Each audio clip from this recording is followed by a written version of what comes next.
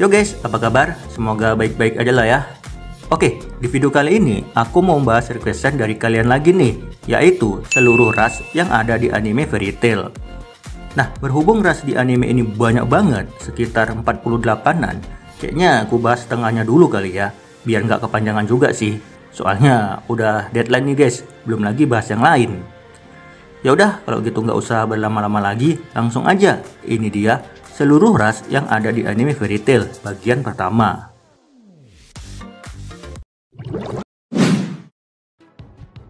Yang pertama, Alchemical Doll. Sesuai namanya, Alchemical Doll adalah makhluk buatan atau boneka alkimia yang tercipta dari proses alkimia. Nah, wujud mereka ini mirip seperti manusia, namun beberapa ada juga sih yang robot banget. Tapi meskipun mereka manusia buatan, mereka tetap bisa berinteraksi guys, layaknya manusia, kayak ngobrol, berpikir, dan lain-lain. Nah, boneka alkimia ini juga bisa dibuat memakai tubuh manusia sungguhan, seperti manusia yang sudah meninggal. Oh ya, berhubung mereka boneka, otomatis mereka nggak kenal lelah. Stamina mereka unlimited, dan ini tuh benar-benar menguntungkan sih. Nah, adapun orang-orang yang ada di ras ini adalah semua anggota God Owl, kecuali Signario bersaudara. Angel. Angel adalah makhluk yang memiliki penampilan beraneka ragam. Ada yang gede, ada pula yang kecil. Nah, ada satu kesamaan yang dimiliki mereka, yaitu sayap. Yap, mereka semua punya sayap guys. Ya iyalah, namanya juga malaikat, masa nggak punya sayap? Angel bisa dipanggil melalui item sihir bernama Angel Coin, yang mirip seperti kunci sihir guys. Nah, cara penggunaannya juga sama, yang mana dengan menggunakan Angel Coin, penggunanya dapat memanggil Angel yang mereka inginkan. Cuma ada resikonya, setiap menggunakan sihir ini, masa hidup penggunanya akan berkurang. Adapun Angel yang diketahui sejauh ini adalah Barikiel, Hammer Angel, Samsil, dan Raguel, yang semuanya itu dipanggil oleh Sorano, atau Angel juga namanya. Artificial Dragon. Ya, sesuai namanya, ini adalah naga buatan yang diciptakan oleh Daphne, seorang ilmuwan gila yang terobsesi dengan naga. Udah sih, gitu aja guys. Kalau kalian penasaran, tonton aja lah ya di episode 71. Artificial Lizardman. Yang membuat Lizardman versi robot ini adalah orang yang sama yang membuat naga buatan tadi, yaitu mbak-mbak kacamata Daphne. Nah, secara kekuatan, mereka mampu meniru kemampuan musuhnya, ya walaupun nggak sekuat aslinya. Contoh, Requiem milik Erza, di mana para Lizardman ini memiliki perlengkapan seperti pedang dan juga armor. Bakshi. Hewan kecil satu ini adalah makhluk reptil kecil yang mirip seperti bunglon, yang mampu menyamarkan dirinya dengan tanah maupun kayu. Nah, makanannya adalah serangga, sedangkan habitatnya ada di Pulau Dendro. Celestial Spirit. Kalau para penyihir Celestial Spirit mah udah pernah aku bahas guys. So, buat yang ketinggalan, bolehlah ya tonton pembahasannya di kanan atas ini. Nah, Celestial Spirit adalah makhluk roh surgawi yang berasal dari dunia mereka sendiri, yaitu dunia para roh. Yang mana ketika ada penyihir bintang memanggil mereka menggunakan kunci roh, maka mereka akan tersummon. Aturan memanggil roh bintang cukup sederhana, di mana mereka harus membuat kontrak dulu dengan para roh. Nah, kontraknya ini terdiri dari kesepakatan antara roh yang bersangkutan dengan si pemanggil. Misalkan hari apa aja sang roh boleh dipanggil. Nah, kontraknya ini dapat dibatalkan jika sang penyihir meninggal. Kunci roh bintang dibagi menjadi dua kelas, yaitu kunci perak dan kunci emas.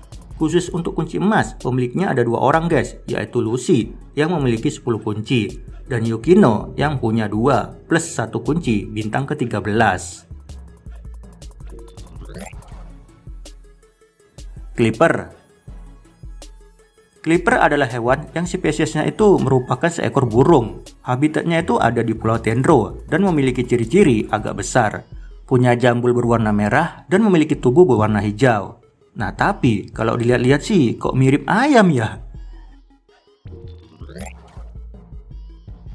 Kubina gamal. Masih ngomongin hewan yang tinggal di Pulau Dendro, yang kali ini ada Kubina gamal, makhluk herbivora yang memiliki ukuran yang sangat besar. Dia punya tanduk, tangan, kaki, dan juga antena di kepalanya. Nah, sekilas sih mirip alien juga ya. Nah, ngomong-ngomong, mereka ini memahami bahasa manusia guys, dan juga mereka dapat berbicara. Kurili. Kalau hewan imut satu ini sih pasti tahu lah ya. Itu loh yang selalu bersama Mavis ketika ia masih kecil. Nah, Mavis sering tuh bermain dengan hewan yang mirip tupai ini. Kurili memiliki ciri-ciri tubuh kecil, berwarna coklat, dan ada bintik-bintik coklat di tubuhnya. So, habitat aslinya ada di Pulau Dendro, tepatnya di wilayah utara. Namun selama musim dingin, mereka pergi ke bagian selatan. Demon. Bentuk iblis itu bervariasi guys. Kalau yang umum sih bertanduk, telinga panjang, punya cakar, dan sayap yang besar. Nah, selain itu mereka ada juga yang terlihat seperti hewan, seperti anjing dan juga burung. Iblis dikenal sebagai makhluk yang gelap. Mereka jarang ditemukan di tempat-tempat yang terang. Ya biasanya sih di tempat-tempat angker ya, kayak bangunan kuno atau enggak reruntuhan. Devil Slayer. Devil Slayer ini mirip seperti Dragon Slayer maupun God Slayer. Nah, jadi sihir ini tuh bisa digunakan untuk membunuh iblis. Terus sama juga kayak Slayer lainnya, penggunanya dapat memakan elemen sesuai elemen yang dia punya. Yang kegunaannya itu dapat memulihkan energi mereka. Cuma sihir ini tuh ada resikonya. Semakin sering digunakan, kesadaran penggunanya akan semakin menghilang. Hal itu terlihat ketika Grey kehilangan kewarasannya saat melawan Natsu. Tapi ya guys ya, akhir-akhir ini aku nggak melihat hal itu lagi sih. Apa mungkin Grey sudah bisa mengontrolnya ya? Ya. Kayaknya udah lah ya. Soalnya Grey pernah ngomong kalau dia udah bisa mengontrol kekuatannya itu. Doskadon.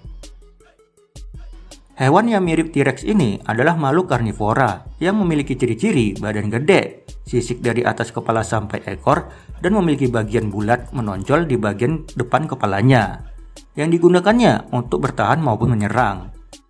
Hewan ini tinggal di Pulau Dendro, tepatnya di bagian barat laut Pulau Dendro. Dragon. Dragon ini mah udah sering kubahas. Bahkan kemarin baru aja kubahas. Ya intinya sih mereka adalah makhluk purba yang telah hidup lebih dari 400 tahun. Yang pada masanya mereka adalah makhluk yang ditakuti karena kekejaman dan insting pemburunya. Tapi nggak semuanya juga sih ya. Di beberapa wilayah justru mereka hidup berdampingan dengan manusia, bahkan mengajari sihir juga, yaitu sihir Dragon Slayer tentunya. Dragon Slayer. Ya elah, ini lagi. Ini mah sama kayak Dragon tadi, udah sering gue bahas guys. So kita skip aja lah ya. Nggak usah deh, kita bahas yang penting-penting aja lah ya. Dragon Slayer adalah tipe sihir yang diajarkan langsung oleh naga. Namun beberapa kasus ada juga sih yang tidak. Sihir Dragon Slayer ini sangat OP yang memungkinkan mereka untuk membunuh naga. Jadi nggak heran masuk dalam daftar sihir terkuat di animenya. Nah, Dragon Slayer dibagi menjadi 5 generasi, yaitu generasi pertama yang sihirnya itu diajarkan langsung sama naganya. Terus generasi kedua ditanami lakrima naga. Generasi ketiga diajarkan naga dan ditanamkan lakrima. Generasi keempat makhluk buatan yang tercipta dari lakrima. Dan generasi kelima memperoleh kekuatannya itu dari memakan daging naga. Aetherios. Aetherios ini mungkin salah satu ras yang paling kuat di animenya. Bagaimana tidak guys? Lihat aja noh deretan makhluk-makhluknya. Ngeri kan? Aetherios sebetulnya iblis juga, cuma berbeda dari iblis-iblis pada umumnya. Karena mereka ini iblis khusus yang tercipta dari buku hitam Zeref. So, secara kekuatan mah kuat banget. Diketahui mereka tidak menggunakan sihir, melainkan kutukan. Nah, buat kalian yang penasaran ya siapa aja iblis Aetherios ini, bisa kalian saksikan di kanan atas ini guys. Soalnya baru aja aku bahas. Exit. Ras para kucing satu ini sudah hidup lebih dari 100 tahun. Nah, awalnya mereka hidup di Edolas, namun karena suatu kejadian, mereka pindah ke Ethelland dan mengasingkan diri di sebuah hutan di Fiore. Diketahui pula, mereka tidak hanya di Edolas dan di Ethelland aja, melainkan juga ada di Elantir. Nah, kayaknya itu aja lah ya. Kalau aku jabarin semuanya bakal lama guys, soalnya kisah mereka ini cukup panjang. Fairy. Peri adalah makhluk yang misterius, yang kisahnya itu sudah seperti legenda. Banyak spekulasi dan mitos mengenai mereka ini, yang membuat keberadaan mereka sangat ambigu dan tidak meyakinkan. Nah, ayah Mavis pernah berkata tuh, kalau peri hanya mendatangi anak-anak yang tidak menangis. Maka dari itu, Mavis berpendapat, jika mereka ada, ini akan sangat menarik dan akan menjadi petualangan abadi yang menyenangkan. Nah, hal inilah yang menginspirasi Mavis untuk membangun fairy tale. Fish. Sebenarnya nggak ada yang spesial sih dari ras satu ini. Ikan ya still ikan. Cuma ada beberapa ras ikan yang sedikit berbeda guys, dimana mereka bisa berubah ke bentuk manusia. Yes, manusia. Seperti yang terlihat di kota Elmina. Giant. Sesuai namanya, ini adalah ras yang memiliki tubuh yang besar atau giant. Tapi bentuknya itu ya tetap manusia, cuma ukurannya aja yang raksasa. Nah, kalau lihat-lihat sih, mereka ini laki-laki semua ya. Ceweknya nggak ada. Terus penampakan mereka juga terlihat seperti Viking yang mengenakan helm dan juga senjata. Nah, mereka ini tinggal di desa terpencil yang jarang ada manusia datang. Namun meskipun begitu ya, mereka ini friendly banget. Terlihat ketika mereka welcome kepada Natsu dan kawan-kawan. Nah, ditambah mereka juga mengasuh anak manusia yang mengindikasikan kalau mereka ini ras yang ramah. Giant Anteater. Kalau kulihat-lihat sih mirip tapir ya. Tuh lihat, warnanya aja sama, hitam dan putih. Nah, makhluk satu ini nggak terlalu berbahaya. Cuma tetap aja guys merepotkan. Apalagi kalau lagi berkumpul. Aduh.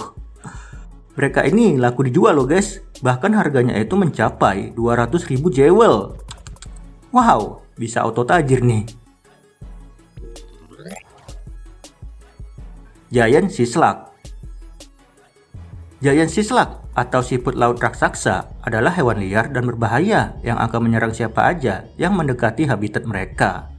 Nah, kelemahan dari makhluk satu ini adalah api yang sangat kuat. Siput gede satu ini adalah hewan gastropoda yang memiliki badan berwarna biru dan bagian bawah perutnya berwarna kuning. Terus di punggungnya terlihat mengeluarkan tentakel. Goblin. Kok goblin di sini tuh berbeda ya sama goblin yang kulihat di anime sebelah? Goblin di sini tuh terlihat seperti apa nih? Musang. Ya, pokoknya hewan kecil gitu guys, yang memiliki bulu berwarna merah muda dan ada bintik-bintiknya. Mereka juga memiliki mata yang besar, telinga kecil, dan ekor yang besar. Nah, hewan satu ini tampaknya ramah dan mudah bergaul, dan mereka dapat ditemukan di ladang atau tanah yang hijau. God. Oh ya, sebelumnya aku udah bahas sih sihir God Slayer, yang saat itu aku bertanya kan, emang ada dewa di fairy tale? Nah, saat itu aku lupa guys, beneran. Jadi mohon maaf nih, karena saking banyaknya anime yang udah aku bahas, jadinya ya gitu, lupa. Nah, setelah ada yang komen, "Bang, dewa ada." Jadi ya aku cek lagi tuh kan, dan bener. Salah satunya adalah Ikusa Tsunagi, dewa perang, yang usernya itu adalah Alo, anggota dari Avatar. Dewa merupakan makhluk magis yang menurut Zangro adalah makhluk terkuat di dunia, bahkan melebihi para naga. Nah, menurut kalian gimana nih? Apakah setuju dengan pernyataan Zangro ini? Godseed. Godseed merupakan benih dewa yang berasal dari tubuh Aldoron, yang jumlahnya itu ada 5, yang masing-masing itu mempresentasikan kekuatan dari Aldoron. Nah, kelimanya siapa aja? Yaitu pertama, Wolfen, pembaca pikiran, Metro, pemberi perintah kepada pasukan kayu, Gis, si ahli taktik, Doom pengguna spora, dan Aldoron pemimpin sekaligus otak dari Aldoron itu sendiri.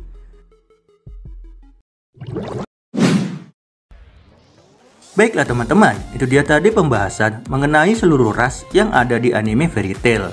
Nah, sekali lagi, ini adalah part satunya, dan untuk lanjutannya, sabar ya guys ya, mungkin minggu depan. Soalnya requestan yang masuk ke aku tuh banyak banget, jadi kalau ada keterlambatan, ya mohon maaf. Ya udah, kalau gitu terima kasih buat teman-teman yang sudah menonton, dan kita akan berjumpa lagi di part 2. Terima kasih dan sampai jumpa.